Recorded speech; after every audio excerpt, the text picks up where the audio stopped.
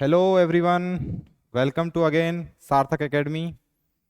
तो बच्चों, इंतज़ार हो गया ख़त्म। बहुत सारे बच्चों को इंतज़ार चल रहा था कि सर पीएनएसटी कब होगी, सर एएनएम कब होगा, रिजल्ट रुका हुआ है, बहुत सारी चीज़ें थी। तो I am your chemistry teacher, my name is Avinash Patle, और मैं आपको पीएनएसटी का कंप्लीट केमिस्ट्री पढ़ाऊंगा। कंप्लीट केमिस्ट्री का मीन्स इसमें कुछ 10 यूनिट्स हैं, है ना। जैसे इसमें जो फर्स्ट यूनिट है या इकाई 1 की अगर हम बात करें तो विलियन, है ना, इसको क्या बोलते हैं हम लोग? सोल्यूशन। इंग्लिश में क्या बोलते हैं इसको? सोल्यूशन। ठीक है, ये बेटा हमारी फर्स्ट यूनिट है। ठीक है, ये फिजिकल केमिस्ट्री का टॉपिक है ना, भौतिक रसायन का। तो इसमें हमें क्या क्या पढ़ना है?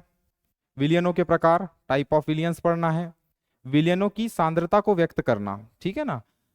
जो बहुत सारे लगभग लगभग in your NCERT book 8 concentration term है, मतलब 8 जो है वो सांद्रता पद हैं।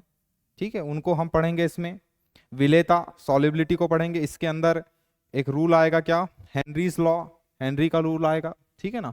उसके बाद द्रवीय विलयनों का वाष्पदाब पढ़ेंगे, वेपर प्रेशर। ठीक है, जो कोई लिक्विड होता है ना, लिक्विड का एक वेपर होता है, और वो वेपर जो है वो एक प्रेशर लगाता है इस लिक्विड की सरफेस पर, द्रव की सतह पर, वो चीज पढ़ेंगे इसमें। आदर्श और अनादर्श विलयन पढ़ेंगे, ideal and non ideal solutions. ठीक है, यहां पर बीच में राउल्ट लॉ भी आएगा। अणुसंख्यक गुणधर्म एवं आणविक द्रव्यमान की गणना, कॉलिगेटिव प्रॉपर्टीज भी पढ़ेंगे, असामान्य मोलर द्रव्यमान पढ़ेंगे। तो ये एक ओवरव्यू हो गया, है ना, इकाई फर्स्ट का। इकाई फर्स्ट में हमको क्या है? विलियन है। काफी अच्छा चैप्टर है, न्यूमेरिकल बेस्ड है, ठीक है ना। अच्छे खासे न्यूमेरिकल इसमें आ जाते हैं, है ना।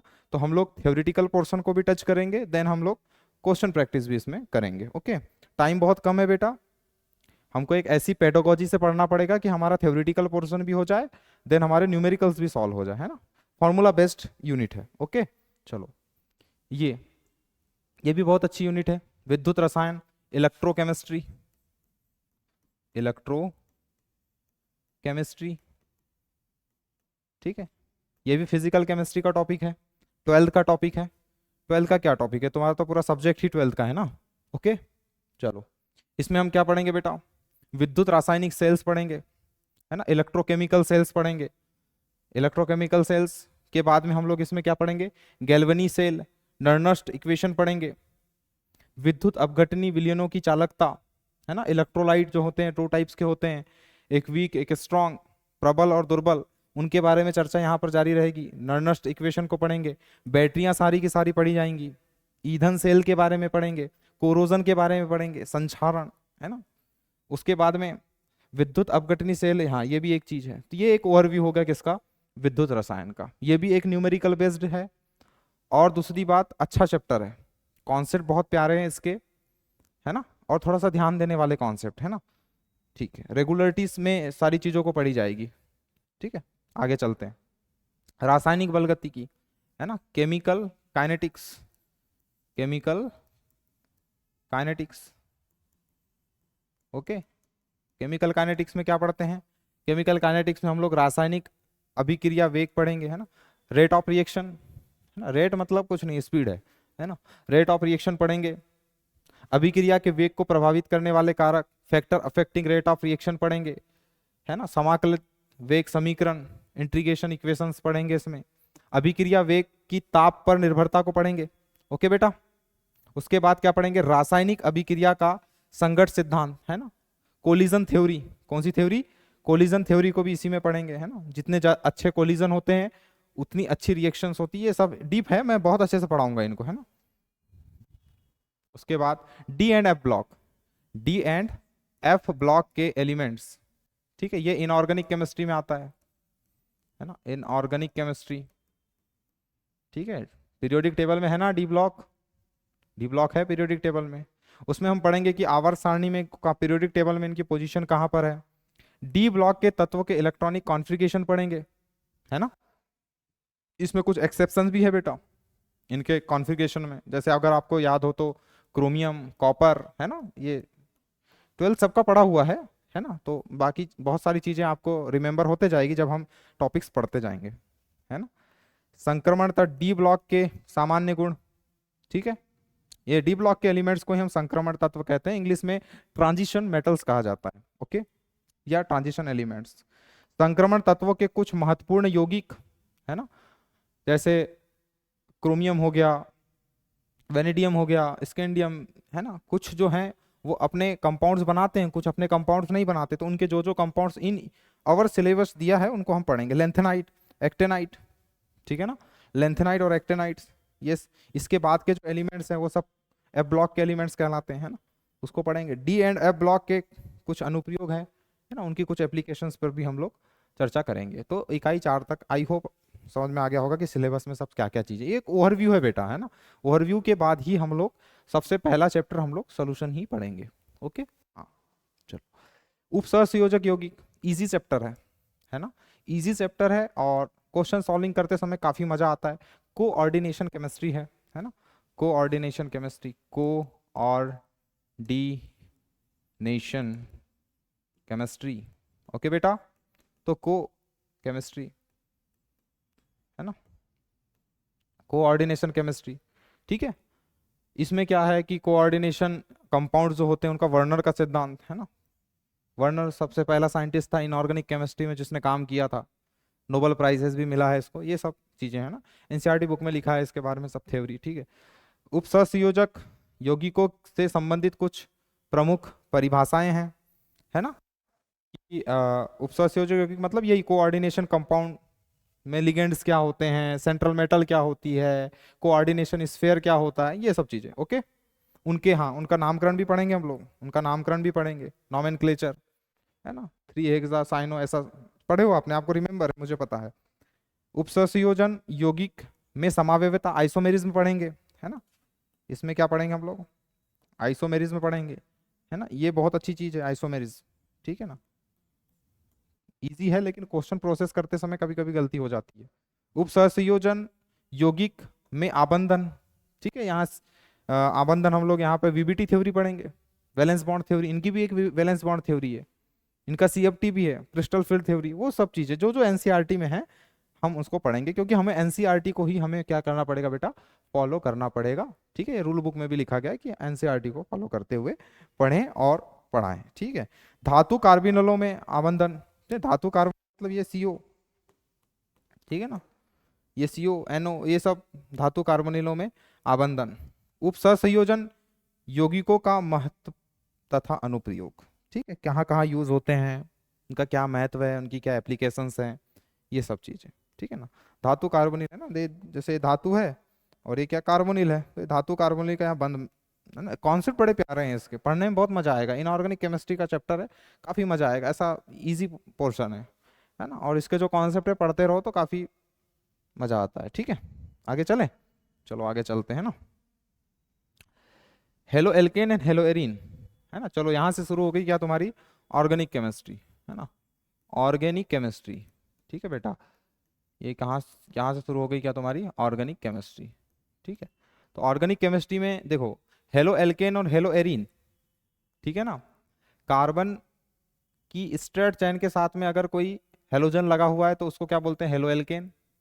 और अगर एरोमेटिक जैसे कि अपना बेंजीन, बेंजीन के साथ में कोई हेलोजन ग्रुप लग गया तो उसको क्या बोलेंगे, हेलो एरिन। तो उनका क्लासिफिकेशन पढ़ेंगे, उनको हम कैसे करते हैं, उनका नामकरण पढ़ेंगे, है ना, ये नामकरण, वर्गीकरण, ये देखा जाए तो ये जो तुम्हें सब टॉपिक्स लिखे गए हैं ना, ये भी एनसीईआरटी बुक के अकॉर्डिंग ही लिखे गए हैं। अगर आप एनसीईआरटी बुक को ओपन करेंगे तो आपको सबसे पहले वहाँ पे क्लासिफिकेशन देखने को मिलेगा, वहाँ पर उनको सबसे पहले आपको नामकरण देखने को मिलेगा, फिर सी एक्स आबंध की, है ना, ये कार्बन और ये हेलोजन का जो बॉन्ड है उसको बोलते हैं सी एक्स आबंधन की प्रवृत्ति, कैसा होगा, पोलर होगा, नॉन, मैं अभी के लिए बता रहा हूँ पोलर होगा, है ना, ध्रुवीय बंध होगा, डेल्टा माइनस डेल्टा प्लस, अरे डेल्टा माइनस और डेल्टा प्लस, ठीक है, उसको कैसे है क्या है सब, है ना। इनको बनाने की विचरण की विधियां, मतलब मेथड ऑफ प्रिपरेशन, कैसे बनाएंगे हेलो एल्केन हेलो एरीन, ठीक है। ये देखो हेलो एरीन का विचरण, और पहले एल्किल हेलाइड भी बोलते हैं इसको, है ना, एल्किल हेलाइड, हेलो एल्केन का दूसरा नाम है एल्किल हेलाइड। भौतिक गुण, फिजिकल प्रॉपर्टी, केमिकल प्रॉपर्टी, है ना, और पॉली हेलोजन यौगिक, एक से ज्यादा हेलोजन वाले कंपाउंड्स के बारे में भी यहाँ पर चर्चा जारी रहेगी। चलो नेक्स्ट देखते हैं, नेक्स्ट है बेटा एल्डिहाइड कीटोन और कार्बोक्सिलिक एसिड, है ना। टफ है बेटा ये, है ना, ये टफ चैप्टर है, ठीक है। टफ ऐसे है बेटा कि अगर आपको एक्स यहाँ पे कोई रिएजेंट दे दिया, फिर वाई बना रहा है, फिर यहाँ पे कोई रिएजेंट दे दिया और फिर जेड बना रहा है, तो आपको पता होना चाहिए कि यहाँ जो रिएजेंट है ना, आपको यहाँ पे रिएक्टेंट साइड और ये प्रोडक्ट सब कुछ पता होना चाहिए, पूरी रिमेंबर वाली चीजें, अभिकारक और उत्पाद, ठीक है ना। हाँ, कार्बोनिल यौगिकों का नामकरण एवं संरचना, देखो सबसे पहली काम वहीं से शुरू होता है ना, उसके नॉमेनक्लेचर से और उसके स्ट्रक्चर बेस्ड चीजें। फिर सेकंड इसमें आता है अपने को क्या, मेथड ऑफ प्रिपरेशन, मतलब बनाने की विधियां, विचरण मतलब बनाने की विधियां, है ना। ये विचरण जो है शुद्ध हिंदी का वर्ड है, ये एनसीईआरटी बुक यूज करती है इस वर्ड को, ठीक है ना। बाकी बुक्स पढ़ोगे तो बनाने की विधियां, as simple as that. Okay बेटा, फिर उसके फिजिकल प्रॉपर्टीज पढ़ेंगे, उसकी केमिकल प्रॉपर्टीज पढ़ेंगे, फिर वैसे ही एल्डिहाइड और कीटोन का यूज कहाँ है, और जैसे हम एल्डिहाइड कीटोन को एंड करेंगे जंप कर लेंगे कहाँ, कार्बोक्सिलिक एसिड में। अच्छी बात यह है कि यहाँ पे जो कुछ मेथड ऑफ प्रिपरेशन होगी वो इसकी केमिकल प्रॉपर्टी होगी, ये क्या बात कर रहे हो सर, या इसकी केमिकल प्रॉपर्टी होगी, ये वो बात है कि जो इसके बनाने की विधियां हैं, हो सकता है वो इसके गुण में चले जाए, या हो सकता है उसके भौतिक गुण में चले जाए, हो सकता है उसके रासायनिक गुण में चले जाए, तो रिएक्शन को रिलेट करके पढ़ना पड़ेगा, है ना। ऐसा रटना तो है ही, रिमेंबर तो करना ही पड़ता है, लेकिन कहीं ना कहीं अगर आप रिलेट करके पढ़ रहे हो तो आपको बहुत सारी रिएक्शन जो है यहाँ वहाँ टकराते हुए मिलेगी, है ना। कुछ रिएक्शन यहाँ की यहाँ दिखाई देगी, है ना। ऐसा नहीं है कि हेलो एल्केन की रिएक्शन आपको एल्डिहाइड कीटोन और कार्बोक्सिलिक एसिड में ना दिखाई दे, दिखाई देगी। तो रिलेट करके अगर आप कॉन्सेप्ट को पढ़ोगे तो ऑर्गेनिक बहुत ईजी है, ऑर्गेनिक से ईजी कुछ है ही नहीं, मैं तुम्हें बता रहा हूँ, है ना। ऑर्गेनिक केमिस्ट्री बहुत ईजी है, ठीक है बेटा, अब मेरे साथ पढ़ेंगे आपको मजा आएगा, ठीक है।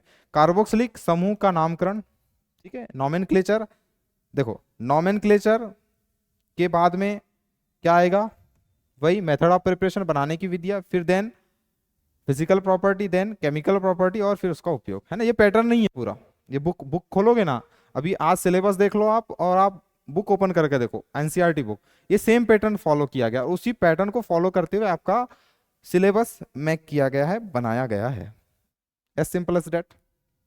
ओके बेटा, फिर एल्कोहल फिनॉल एंड ईथर, है ना, एल्कोहल फिनॉल एंड ईथर, ठीक है, ये भी अच्छा टॉप, वही वही सेम सेम पैटर्न, वर्गीकरण, then nomenclature, then structure, method of preparation, uses, okay खत्म, ठीक है ना। ऐसे सेम ईथर का भी चलेगा, है ना। तो पैटर्न है, इस पैटर्न से ही हम लोग पढ़ेंगे। देखो ये जो नॉमेनक्लेचर है ना बेटा, इसको अलग से भी पढ़ाया जा सकता है ना, सभी का अलग अलग पढ़ाया जा सकता है ना। आईयूपीएससी नॉमेनक्लेचर शुरू किए, उसमें हम aldehyde ketone carboxylic acid alcohol phenol ether alkane alkene alkyne सबका अलग से भी बता सकते हैं, ठीक है ना। तो हम क्या करेंगे कि एक बीच में, यहाँ पर चैप्टर दिया हुआ नहीं है आईयूपीएससी, लेकिन हम एक आईयूपीएससी नॉमेनक्लेचर चैप्टर ऐसा तैयार करेंगे कि उसमें हम इनके सबका ये वाला पोर्शन हटा लेंगे, नाम पद्धति वाला पोर्शन हटा लेंगे और एक ही चैप्टर में कर देंगे, ओके, है ना, ठीक है। एमीन्स, है ना, ये लास्ट चैप्टर है बेटा, है ना, ये ऑर्गेनिक केमिस्ट्री का लास्ट चैप्टर नहीं, ऑर्गेनिक केमिस्ट्री में इसके बाद में बायोमोलिक्यूल्स भी हैं, लेकिन ऐसा समझ लो कि यहाँ पर जाके organic chemistry in your 12th syllabus end हो जाती है, ओके बेटा। तो इसमें भी हम लोग क्या पढ़ेंगे, वही वर्गीकरण, नाम पद्धति, method of preparation, physical property, chemical property, diazonium लवण का विचरण किए, डाइएजोनियम लवण, है ना, ये इंपॉर्टेंट है बेटा, ठीक है ना। ये डाइजोनियम जो लवण है, डाइजोनियम जो सॉल्ट है, ये काफी इंपॉर्टेंट है, इसकी केमिकल प्रॉपर्टीज, इसकी physical properties very very important, ठीक है, क्वेश्चन आएगा यहाँ से भी, ठीक है ना।